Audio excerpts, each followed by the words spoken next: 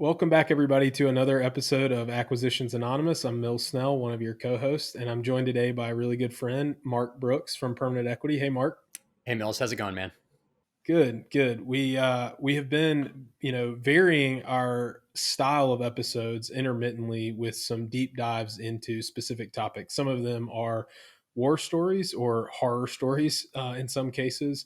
Some of them are, specific to a certain subject. And Mark and I used to work together at Permanent Equity, and he is truly, I'm not exaggerating, one of my favorite people to hang out with. We used to get breakfast together in Columbia, Missouri, and I miss Brent. I miss the whole team, but I really miss my breakfast with Mark Brooks. And Mark, what I love about this story, and this is my version of how you got to Permanent Equity, and I'm sticking to it, but Brent reached out to Morgan Housel and said, "Who is the best operator that you know, the best SMB operator that you know?" And Morgan Housel said, "It's Mark Brooks. He's the top three names on my list. You have to reach out to him." And that was how your journey began to Permanent Equity. But Mark, give our listeners kind of 30-second background on what permanent equity is and what it does, and then let's maybe spend a minute or two talking about your role there specifically and what you do. Sure. So, technically speaking, Permanent Equity is a private equity firm, but we don't operate like one in a bunch of different ways. First of all, we're currently investing our second fund, which has a 30-year life on it and a 10-year investment window. So already we're pretty weird in the private equity space because of those two things. We don't use third-party debt to close our transactions, so that makes us super weird at this point. And so we're kind of an oddball in the private equity space. We are focused on partnering with businesses. We take majority positions in companies that are generating anywhere between $3 and $15 million in EBITDA annually. So that's kind of our focus. We don't have an industry focus, and our portfolio looks very eclectic. We own things from pool builders to picture frame manufacturers to airplane parts suppliers. It really runs the gamut. So my job on the operations side is super fun because I get to interface with a bunch of different industries every day at a bunch of different levels of the business. I love it. I love it. That's awesome. So, Mark, let's talk about. I know you probably don't have a typical day that, all 5 days of the week probably look fairly different, but what are the kind of things that you're doing on a day to day basis in terms of interacting with portfolio companies? Sure. So my job essentially is to be the board in a box for a few of our businesses. So we don't do official boards and we don't really do quarterly meetings. We prefer to plug in really on a day to day or week to week basis with each of our management teams. And my job in a given day can run from long term strategist all the way down to a shoulder to cry on. So I'll have a conversation 1 minute with somebody on what their 3 to 5 year strategy is for their business and what the CapEx requirements are going to look like so that I can relay that back to the finance team. And the next minute, someone just needs to blow off steam for 5 minutes because their warehouse manager didn't show up for the third day in a row. So it's very wide ranging, which is what makes it challenging, but also what makes it extremely fun. So my job is confidant, counselor, encourager, strategist, kind of all wrapped into one. I love it. How much of that can happen remote, and how much of it really needs to happen face to face as you're interacting with portfolio companies? I would say once the relationship is established, a lot of it can be accomplished remote. I try to get out on site and visit our companies at least once a quarter. But most of the time that I spend there is not talking about business. It's having meals, having coffee, seeing what they've been working on, and really pressing into relationships. And I'm sure we'll talk about this more as the time goes on. But that's how I tend to spend my time when I'm on site with folks. Most of the transactional stuff we can do over the phone or over Zoom or even over Slack or email. So we use all those mediums. Really, a lot of the transactional stuff we handle remote. And then if we do need to cover a particularly sticky issue or one where we're starting at very different ends of the spectrum in terms of our opinion on how we should proceed, those are the things where I'll try to go out and be on site with folks. And again, trying to make sure that those conversations are happening over a meal or over coffee or on a walk or something like that. Yeah.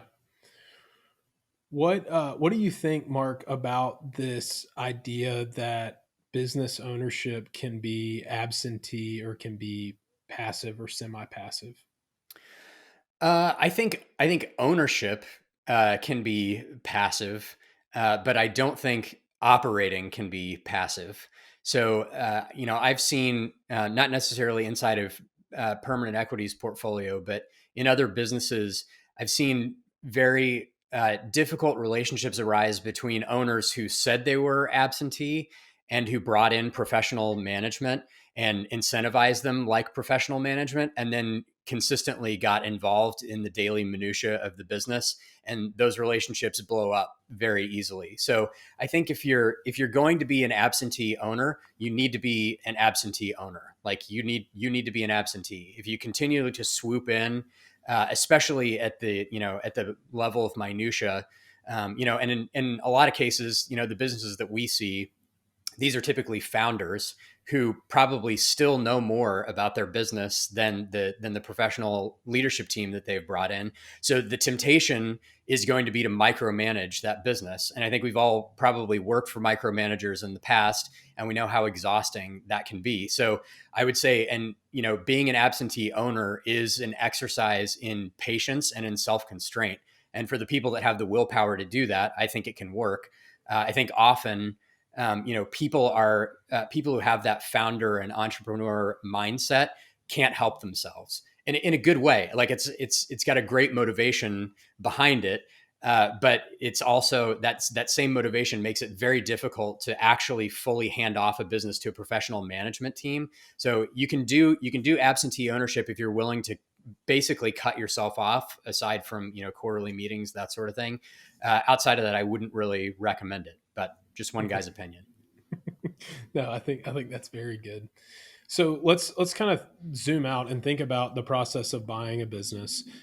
You go from awareness of a potential acquisition to feeling each other out. You make an offer. There's an LOI. There's all these different steps involved, but at some point, the exclusivity begins.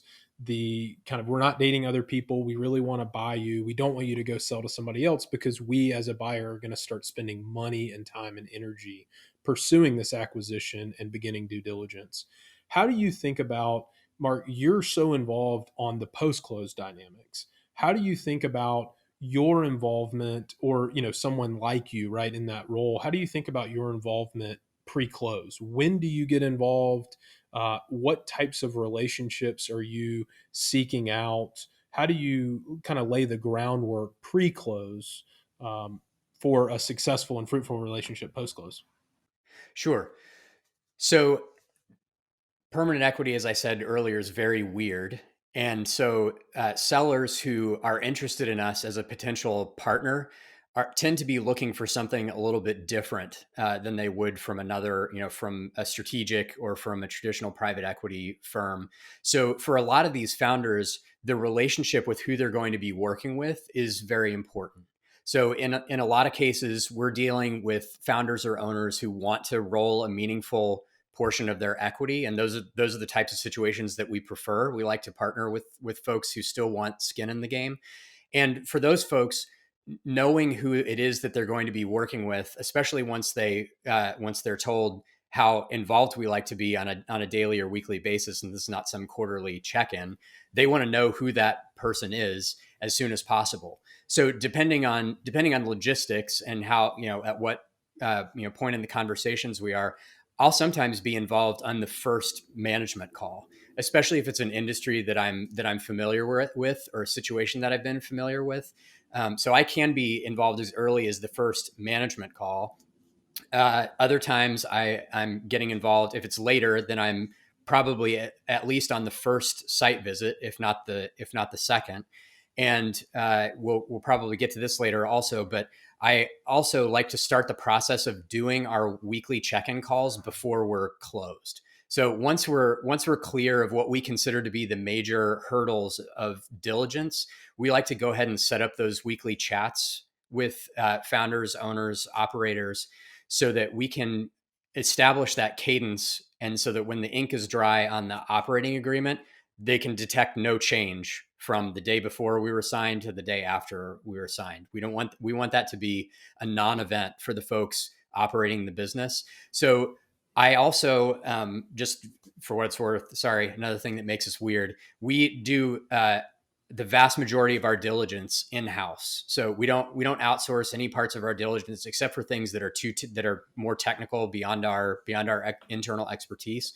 So my job as the operating partner is to make sure that there's nothing in diligence that would worry me from an operating partner perspective. So I'm looking at organizational structure, compensation scheme, all these sorts of things that I'm going to be very involved in talking to the current management team about post close. So I'm actually pretty involved in the entire pre-close process, sometimes starting with the very first management call, working through diligence, and then also establishing that weekly or biweekly cadence with our operators before we even get to close. Yep, yep. Have you seen?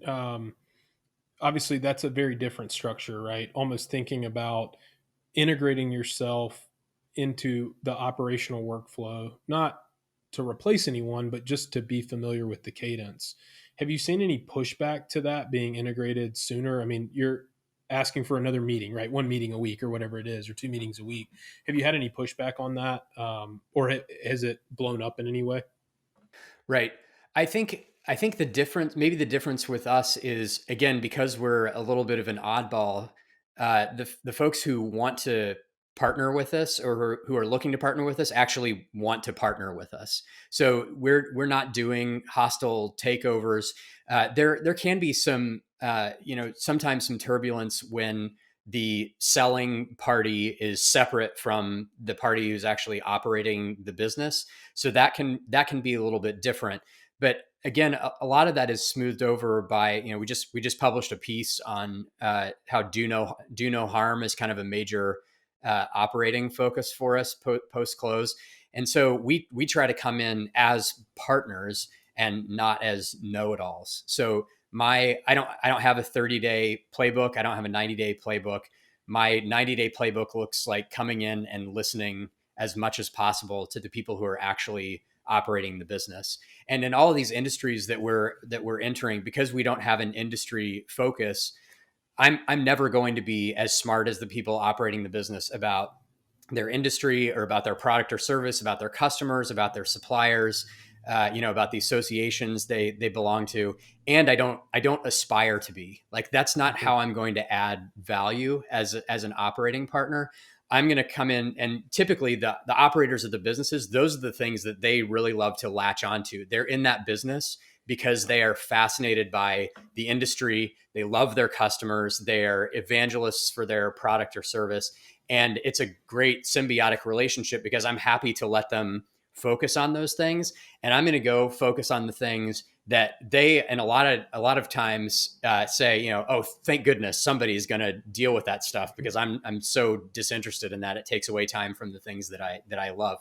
So really, earnestly presenting ourselves as a partner who wants to fill in the gaps that they're not interested in working on, can really smooth those conversations. So yeah, I'm interested in what's going on the product side, on the service side, what's going on with their customers, what's going on in the industry. I want to be a sponge on those things. And at the same time, I want to be a great right hand for them and a new resource for them to leverage on those subject matters that they're less interested in. Mhm. If you kind of think about that first phase as primarily one of listening, like you're not coming in, grabbing the reins, yanking them out of their hands. If it's more kind of that open handed, do no harm and listening, I'm wondering about the kind of characteristics of um, a healthy relationship that is marked by listening. How do you know, Mark, when you're doing that well? And how do you know when you're maybe, you know, needing to step in more or you've overstepped? What are the markers? Yep. Yeah. Um, Honestly, I think one of the greatest indicators can be small talk. So if at the beginning of our weekly chat, if they're asking me about my kids, and I'm asking them about their pickup sports team, or that sort of thing. If there's a personal comfort level during those conversations, then I feel like things are going well. Somebody who doesn't want to exchange pleasantries in any way, that's when I feel like I've failed in establishing that relationship. I mean, look, when you're entering into a relationship with a plan to be in it for 30 years, your approach is very different than one. It's not a transactional relationship. It is a true partnership. And, kind of like, it's kind of like getting married. Like, you don't want to be with someone that you're going to be miserable spending time with, once a week or more frequently. So I think that's a great bellwether as to how the relationship is going. Is small talk kind of dies off at the beginning of our conversations, and we're highly transactional. We're just focused on the numbers. We're not talking about how employees are feeling or what morale is like. If people are excited about the new product rollout or not. How conversations with customers are going. Like all the softer things. If we start to back off, there's something the matter. And that's when a signal to go out, do a site visit, have a meal together or a coffee or something like that, and see what's really going on. So it sounds kind of stupid, but I would say small talk is probably one of the best indicators I have of the health of the business relationship. I love it. No, that's good. So if you think about that listening phase being kind of 30, 60, 90 days where you're just a sponge, you're not making knee jerk reactions to correct things because you have the intellectual humility to say, I probably don't know the whole story, but you're probably probing with questions and things like that. Talk me through kind of your thought process of discovery. You've done some of that in due diligence because it's not outsourced, but when you're still in that listening phase and you're probing and asking questions, do you have a kind of a map in your mind of what you're trying to cover and assess, or is it just kind of meandering and organic and natural? Right. I think I think diligence and immediately post close are pretty tightly related. So the way that we think about the diligence process, since we manage it in house, is we have critical diligence issues that might be deal stoppers. We have diligence issues that we need to get clarity on before moving forward, and then we have diligence issues that are more of like a to do list post close. And those we hold those very lightly because a lot of times those issues are already being handled in a part of the organization that we just don't have access to, uh, you know, prior to close and starting the actual official relationship. So sometimes the diligence list can be a guide for the types of questions that we want to ask and the things that we want to probe into. A lot of times it's just following natural curiosity. So, and being organic with the conversation. And, I find in terms of when we decide to plug in and actually help with something, my strong preference is to be invited in to the first one. So if they, as we're talking about issues and they say, this thing has really been, a pain in our butt for the last several years, or, we don't like working with this supplier or this customer, or we're really having trouble like keeping track of all the paperwork, that sort of thing. That's a great entree for us to say, hey, is that something that we could help out with? I'd love to explore that with you. So when it's their idea to invite us in, especially the first time, it then opens the door for us to be more proactive in the future when we show that we can actually deliver value for them. So that's kind of how I like to pace it out, is using natural curiosity, maybe with the diligence list as a bit of a guide for where the best places to dig are, but really just kind of letting the conversation flow freely and letting them bubble up the things that they actually want help with, or the things that they struggle with that they just haven't thought to ask for help on yet, and then plugging into those things, showing that we can be helpful, and then that makes the conversations that are more proactive on our part way easier in the future. Yeah, and I guess it sounds like, you're really trying to communicate this isn't a game of gotcha, pre-close or post-close. It's not like, you're the boogeyman and you're trying to get them. It's really from a posture of Yeah. helpfulness. All right, Right. so if And you yeah, I mean, if we look like we're if we look like we're wagging our fingers on the sidelines, that's not starting off as a productive relationship, right? Like we do want it to feel like a partnership. And hey, like a lot of the things that we see inside these businesses that we assume are broken are there for a reason, right? That employee that you can't really figure out like why they're there because they have some extremely deep industry knowledge that no one knows about, or this process that seems completely backwards and wasteful has actually been built up over years because of X, Y, and Z in the industry that we don't understand yet. So taking a posture of humility as we go into those things and not assuming that we know the know the best smooths that out too, because then that gives them a chance to explain, well, we do that because of this, or that person is there because of this, or we have that reporting structure because of this. And that just enhances our learning and again helps us prioritize, where we actually want to be focused moving forward. Let's pause here for a quick word from one of our sponsors before we keep going. Hey everybody, Michael here. Want to talk to you a bit about one of our very welcome sponsors for today's episode. It's the folks at Moore Staffing, specifically Greg and his team over there have been a great friend of the podcast. And what Moore helps people do, and you can find them at morenow.co on the internet.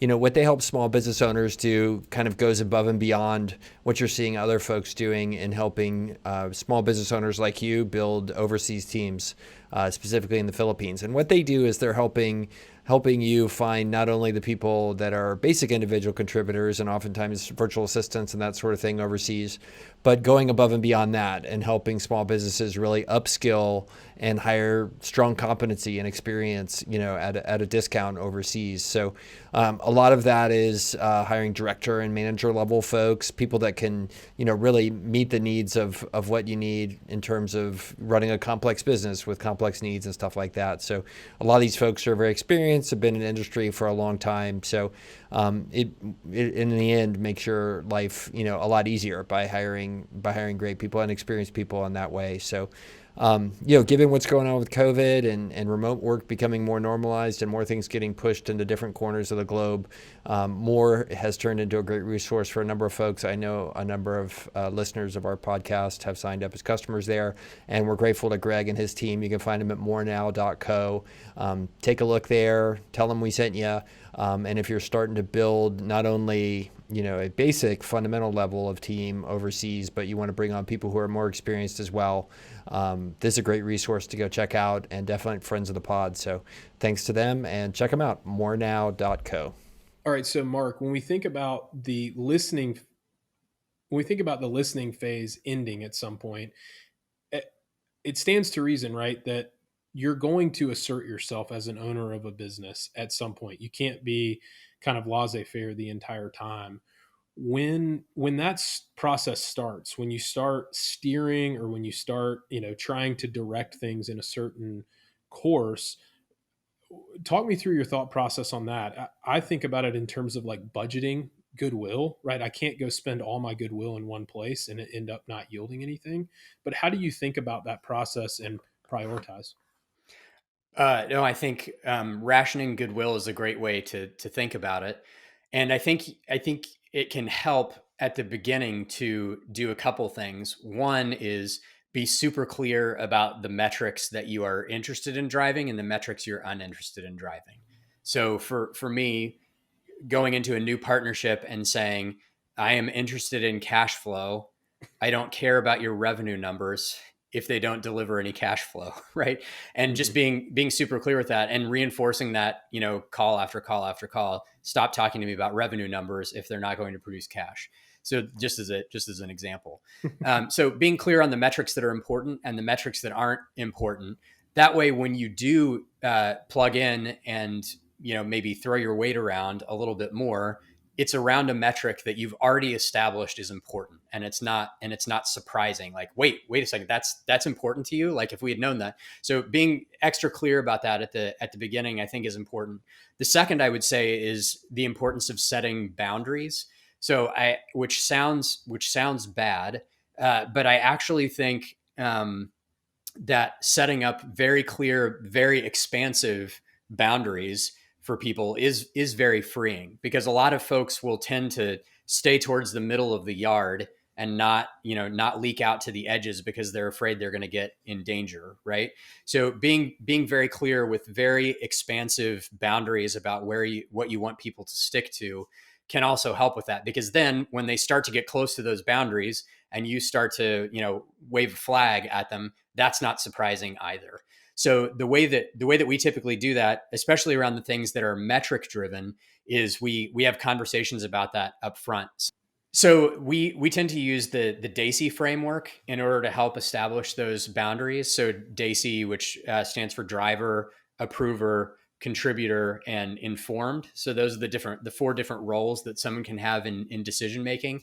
So when we lay that out for a company leadership and they see that in most of those cases we want to be a contributor or informed on things, and we really only reach the approver level when it gets to, let's say in a business of a certain size, hey, we want to be consulted if you're going to spend more than $250,000 on CapEx, right? Anything under that, go crazy. But above that, we want to be consulted, or we want to be consulted on hires above this level. So anything C-level and above, we would like to be part of the interview process. So if you can paint this picture of boundaries, but boundaries that are extremely expansive to the point where, where they sit in their desk, they can't really see the fence, then it feels far less intrusive, and they understand that they have a nice big playground to go out and work with, and that we're happy to contribute, to each of these things if they want to call us in. But really, we trust them to manage the business in most cases, where we're just kind of contributing or being informed, and we really only want to plug in at those really critical decisions. So geographical expansion, hiring of a C-level employee, mergers and acquisitions, those sorts of things are things that we want to be consulted on. Everything else, just keep us posted, and we'll nudge around the edges, obviously, just as you would when you're talking to a friend about how business is going. But that's, again, setting those boundaries, making sure they're expansive, I think can create that trust relationship that's critical for making sure things flow smoothly. I think that's a good lead in. So it sounds like that is documented, that's in writing, it's clearly communicated, and everybody's on the same page. How do you think about that that kind of similar framework around um, like KPI tracking and management and oversight? Like if all of a sudden, I don't know, I'm just going to use an example, monthly revenue year over year is down by more than 20%, we need to know. Or is that you're like, look, we don't care. We just want to know, quarterly financials, annual financials. How do you think about the guidelines or boundaries around KPIs?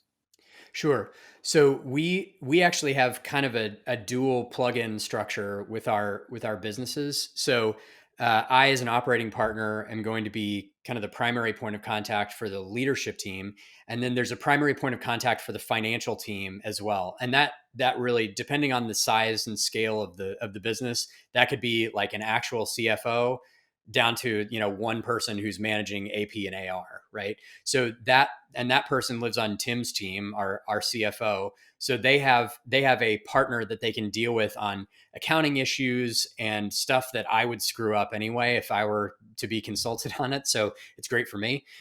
So they are able to take those monthly metrics when we generate financials, and that team in-house for us is generating a ton of analysis on just those sorts of things that you mentioned earlier, Mills. So they're actually the ones who are raising flags about year on year, month on month comps, that sort of a thing, or saying, hey, this is a percentage of revenue is way out of whack from last week. Let's break open OpEx and take a look at what's going on.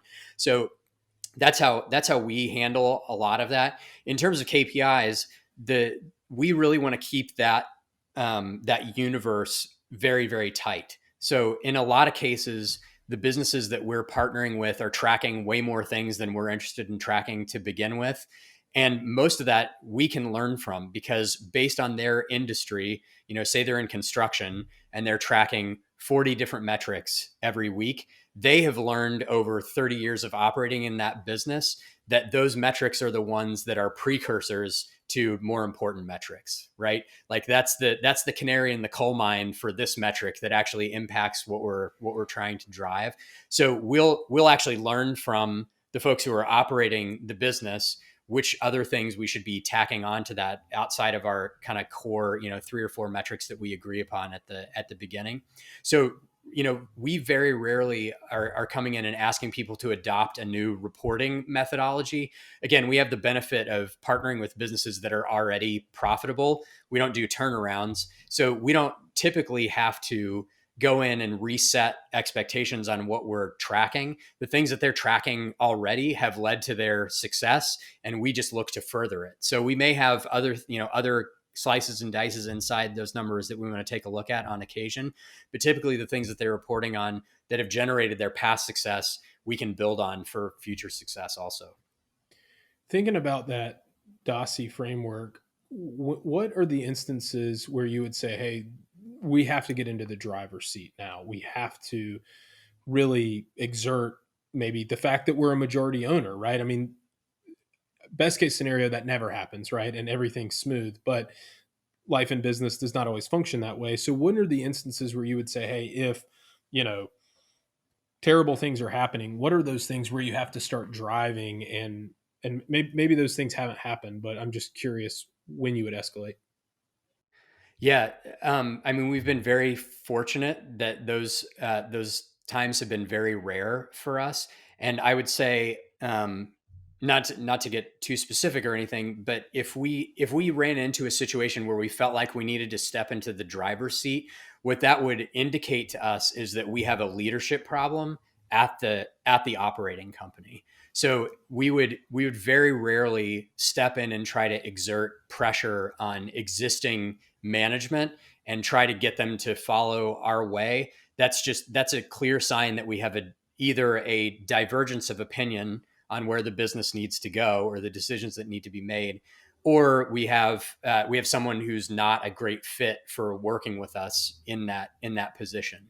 So I would say that, in the rare instance where we do feel like we need to get into the driver's seat, that would look like probably a change in management or a shift in responsibilities on the current management team, because we don't aspire to run all these companies ourselves. We want to partner with really sharp people who understand their industries and who love their teams and employees and communities and want to plug in and invest there in ways that we can't when we're remote. So I think that'd be the answer I'd give, is if we felt such a strong divergence from where the business was headed and where we felt like it needed to head, that's an indicator that we need to have a tough conversation about leadership in the company, and that's how we would choose to solve that problem rather than trying to ride herd over the existing management team. Yeah, yeah. If that's the destination of, hey, things have gone wrong, what are the early signs that you would kind of see or anticipate, and how would you course correct, you know, given that you're really leaning on the existing management of the business? What do you think, Mark, about kind of first fruits of some of those, missteps? Yeah, I mean, I'd go back to one of our earlier questions, talking about small talk. Like, I think that a rift in the relationship with that person is probably a bad first sign. So that's one that I would point to. Another is hiding underperformance or metrics that aren't pointing in the right direction. So either, hey, we want to change what we're reporting on, or something like that would be a bit of a red flag. Most of the time, that's fine and it's not subversive. But I'm just Hmm. saying, like, shifting the goalposts is definitely an issue. I would say leadership that is constantly making excuses based on the external environment is a problem also. That could be a reflection on us, actually, that we haven't imparted to them that they have full ownership of the business that we're asking them to run. So if they're not taking ownership of those things, I mean, even the leadership team during COVID of our airplane parts business, which obviously got, the industry got completely hammered. Very rarely were there conversations where that team was pointing towards the industry as the source of their challenges. They were way more focused on solving those problems than they were on blaming them on external forces. So that's another one that I would point to in terms of challenges. But really, I think it all comes back to if you feel like there's a rift or a gap in the personal relationship, that's really a telltale sign. I think for me is there's a reason that the trust relationship is breaking down, or that they're taking intentional steps away from it, and that would be a signal for me to dig in and figure out what's going on. What do you think, Fortunately, we Mark, don't deal about with that very much, so that most of that is hypothetical. if that ever happened? Here's what I would think about. Um, Yes, right, what exactly. what do you think about, Mark? I'm sure in your role you have had to, and you will have to have tough conversations. How do you think about framing those conversations, minimizing, surprise? Like, what are the markers that you would say, hey, this was a successful, tough conversation? And are you only having those with leaders, like the leader, the one leader, or are you also having those with the management team? And I'm asking that because a lot of people who listen to this either own a business or they want to own a small business, and this is just the nature of the game, right? Tough conversations are part of it, and if you avoid them, they tend to get worse. Yeah, sure. So I think there's going to be a difference between someone like us who is not the acquirer and the CEO at the same time. So I want to have relationships with our CEOs where they're taking responsibility for the management and development of their teams.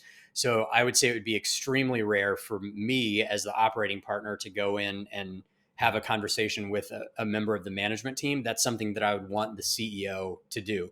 But if there were a vacancy or something like that, I would step in and do that. I think I would say a couple of things. We have a tendency, especially as Americans, to be polite and not kind. So a polite person sees food on a stranger's face and doesn't say anything about it. A kind person sees food on a stranger's face and tells them they need to wipe their face. It's not necessarily polite in American culture to point out people's flaws, but it is kind, especially if someone it's hindering someone's growth as a leader or as a worker inside the business. So what we try to do is really encourage management to have those conversations early, before they become such a huge issue that they turn into an employment issue or a compensation issue or something like that. Let's identify those shortcomings early and have conversations with those employees or those leaders as soon as we possibly can. And that it just prevents things from snowballing and becoming a much larger issue than they really have to be.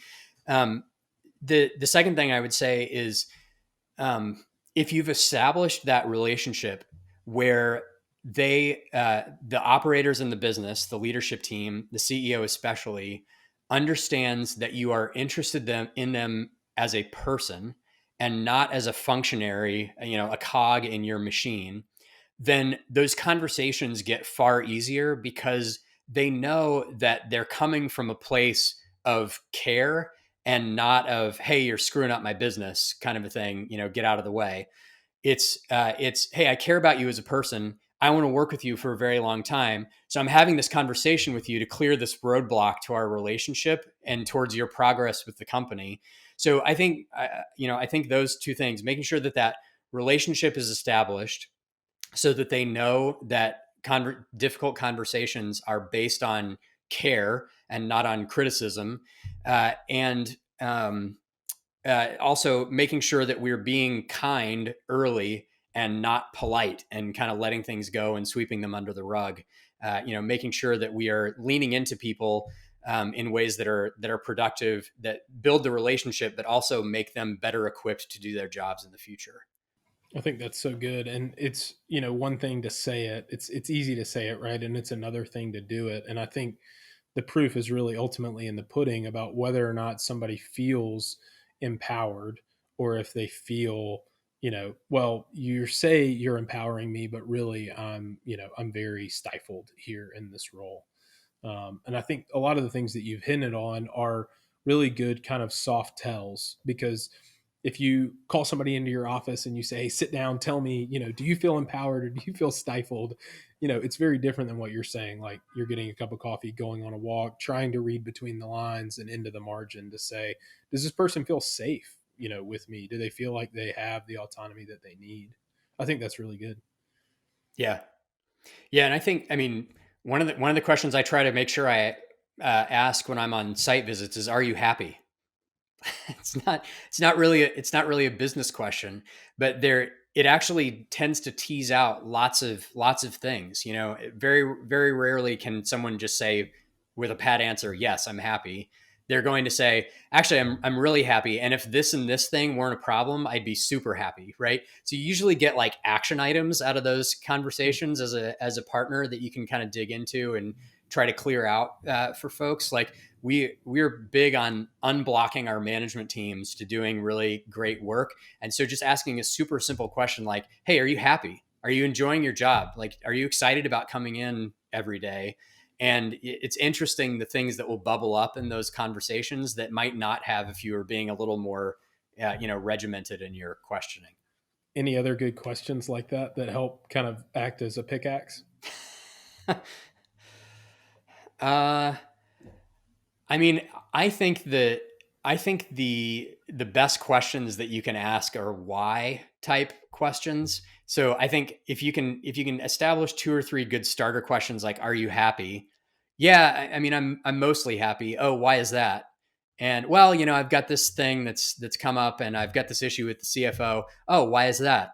Blah blah blah. The theory that if you ask five whys, you'll actually get to the bottom of what a problem is. So I think the best questions really are just listening and responding, and not having like a list of questions. I tend to think that a lot of the best job interviews go the same way, right? You start with kind of one opening question, and then you just kind of keep digging on that one thing. You learn a lot about people when you keep digging on one particular area than if you're just kind of skipping across the surface on a bunch of different things. So I'm not smart enough to have like the top 10 list of questions to ask people. I just keep digging in on the one that I started with. Are you happy? Why?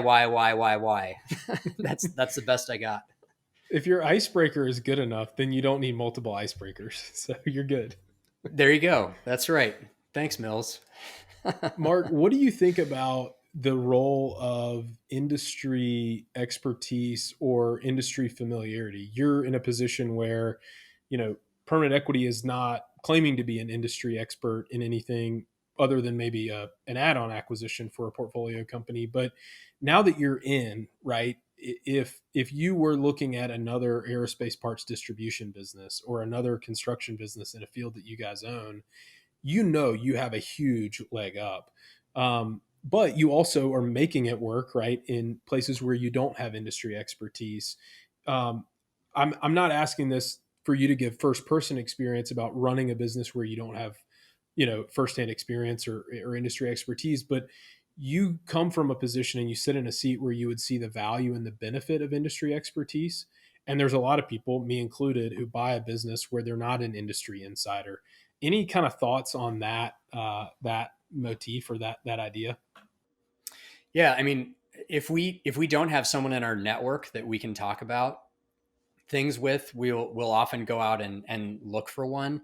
But really, our approach is similar to, and this is probably the only way that we're similar to him, kind of the Jeff Bezos approach of, we're not trying to figure out what's going to change. We're trying to figure out what's not going to change. So, one of our taglines has always been, we love boring businesses.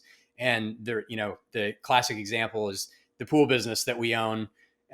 People are going to keep dipping their bodies in water to stay cool. They've been doing it for millennia. We believe they'll continue to do it for millennia. That's a good business to own, right? So we tend to stay away from sexy businesses that are trying to skate to where the puck is going. We just want to own the ice.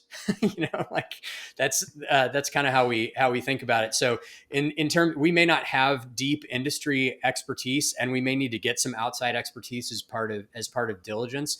But really, our focus is on, gosh, what do we? Is this business tapped into something that we don't think is going to change for a very long time? Is this a need that is going to exist? And if so, and they've got an interesting moat around that, around servicing that need, then we're interested.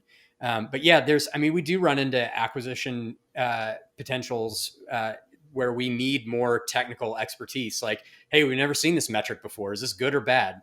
And we benefit from a very large network of folks that we found over the years. That usually we can find someone to talk to about that. Most of the time, it sounds like an oversimplification, but we can answer a lot of those questions ourselves. For, is this something that's going to move over the next 20, 30, 100 years? And if not, then yeah, we're interested. Mark, whenever permanent equity is looking at an acquisition, like the numbers have to work, leadership has to be in place. Like there's subjective boxes that have to be checked, and I think culture, or at least chemistry, right, is one of those. And if there is chemistry, it's probably because there's a cultural fit. Are there instances where you get in, you've acquired a business, and then all of a sudden you uncover cultural, maybe not glaring issues, but just cultural anomalies where you say, hey, this is incongruent? How do you think about addressing those? How do you think about empowering the leadership team to correct them, especially when some of those things may be tied to a seller who had an idiosyncrasy or something that created those anomalies in culture? Have you dealt with anything like that, and any kind of advice or tips or experience? Yeah, I think. Well, so for starters, one of our key metrics, one of our subjective drivers when we're looking at potential partners, is our no asshole policy. So sorry, I hope I can say that word on this podcast, but it's really one of the seminal pieces of writing that we've done on the website. And we find that I'm pretty sure that almost all, if not all, of the folks that we have partnered with have cited that article as part of the reason that they got interested in us before we closed. So a lot of those cultural issues can be summarized in that, like, don't be an a-hole. That's and we can identify that at least at the leadership level before we close. Like, we've got a pretty good bead on that one pre-close. I would say other softer cultural issues are enforcing that policy all the way down the org chart, right? Like having a no tolerance policy for a-holes. And a lot of times when we do make those changes, the employees who are there are kind of like, oh my, thank goodness, someone has dealt with that. It's a very freeing experience for them. So that's really the major kind of soft box that we have to check post close.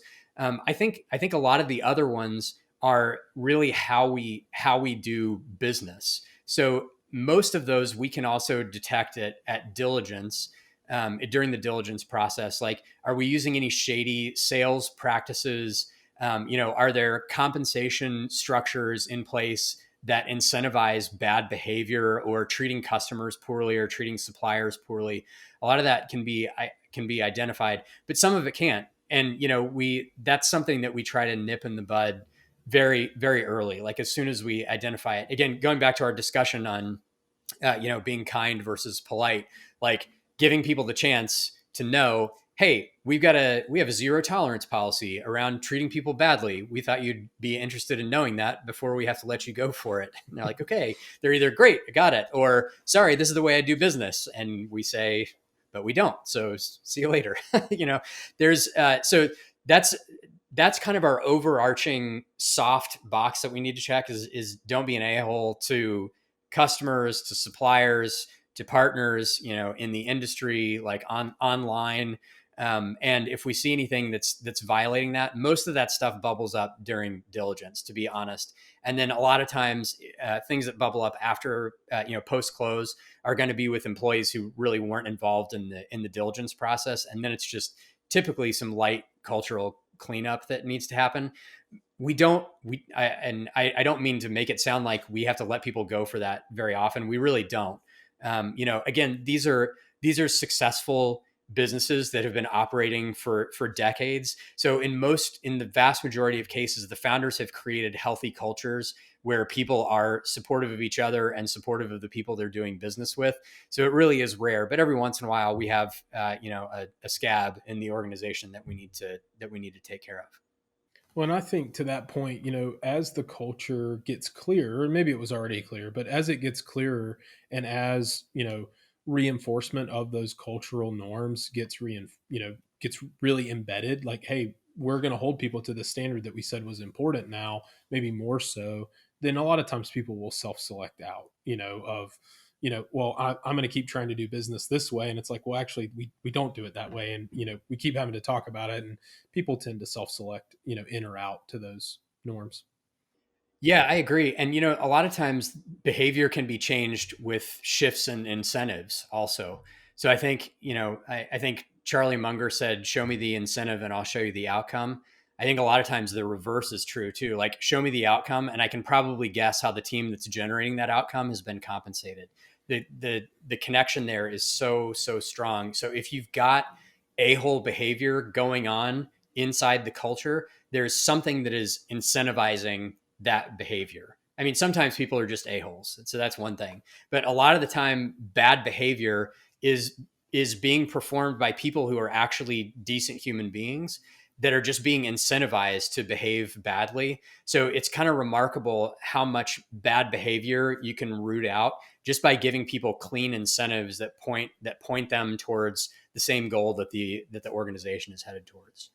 That's so good. Mark, as we kind of wrap up, I'd love to know, you just have a wealth of knowledge, and I know that you kind of take that mindset of, growth, right? And you're not static in the way that you operate as a person. Are there any resources right now that really have you excited, or things that you found really helpful lately that are worth sharing? Well, I guess Twitter is too large of an answer, but I mean, I consume most of my information in bite-sized nuggets, and I think what has helped me a lot is, I tend to watch the SMB space on Twitter, but I'm also in the real estate space and the video gaming space and the deep technology space and the crypto space. And I tend to be a bit of an omnivore when it comes to content. I'm in the philosophy space, I'm in the religion space. Like, there's so much out there that is immediately applicable to what we're doing, not on a tactical level necessarily, but we can learn from just about anybody. And I think that's a good posture for life, is sitting. You can sit down across anybody, across the table from anybody, no matter what their background is, no matter how much they're paid, and you can learn something. You just have to be able, be diligent enough to go find what it is and to be willing to share your own story also.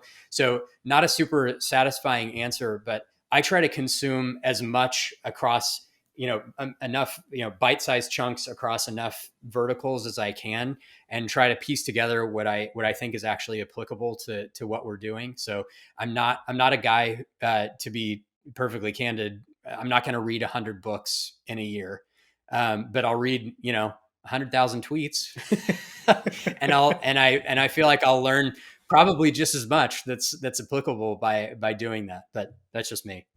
Yeah, yeah, the distillation of those things into tweets. I love it. Well, Mark, thanks so much for your Yeah. time, man. I love chatting with you, and miss being able to do it face to face. But thanks for joining us today. Yeah, man, you need to come back to Columbia and we'll grab breakfast at Ernie's again.